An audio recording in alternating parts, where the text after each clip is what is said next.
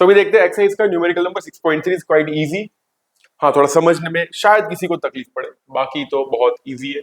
समझ लेते क्या कहना चाहते हैं। ये एक ट्रॉली है, ठीक है। ट्रॉली पे एक बच्चा बैठा हुआ है।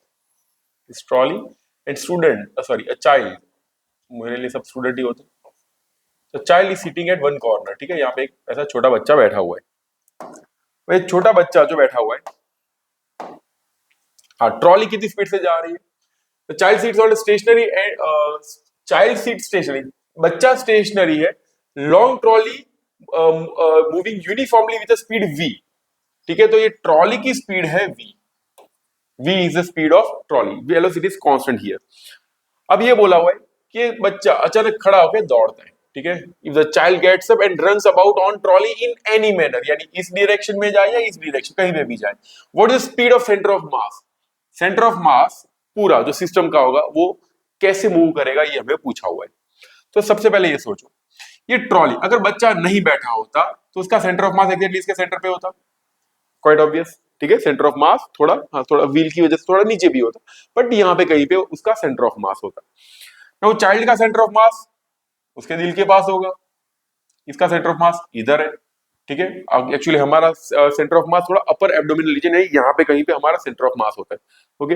सो ये दोनों की वजह से जो सेंटर ऑफ मास रिजल्टेंट हो रहा है वो मान लो इधर कहीं पे, we don't know, but it depends on mass of trolley, mass of child, हमको नहीं पता, बट मान लेते कि ये रिजल्टेंट सेंटर ऑफ मास इधर है। अब सोचो बच्चा जब ये दौड़ेगा इधर से उधर या उधर से कहीं पे भी दौड़े, what is the external force acting on the trolley? समझ में आ रहा है मैं क्या पूछ रहा हूँ? जैसे मान लो आप लोग खड़े होके बस में दौड़ते हो, ठीक है। तो बस में दौड़ने की वजह से आप लोग बस के ऊपर कितना एक्सटर्नल फोर्स लगा रहे हो? जीरो, ठीक है। There is no external force acting on the bus. So यहां पे there is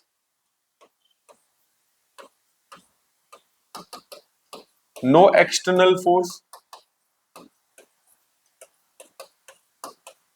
on centre of mass of the system. समझ में आ रहा है?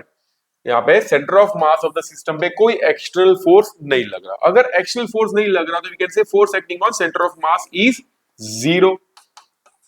अगर फोर्स जीरो है तो we can say dpcm by dt is also zero. Why? Because force is defined as the time rate of change of linear momentum, इसलिए ये जीरो होगा।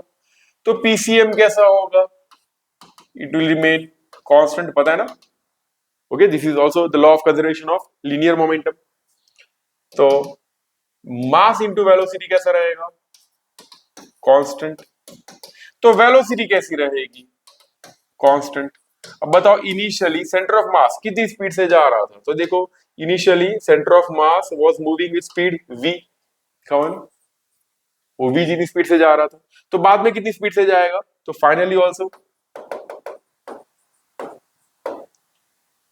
v विल रिमेन कांस्टेंट, ठीक है। तो यहाँ पे जो क्वेश्चन पूछा what is the speed of the centre of mass of the trolley and child system, तो ये जो स्पीड होगी वो कितनी होगी? यहाँ पे इट विल रिमेन v, ठीक है। जितनी थी पहले वही आंसर होगा, ठीक है। सो दिस वाज एक्सरसाइज का 6.3।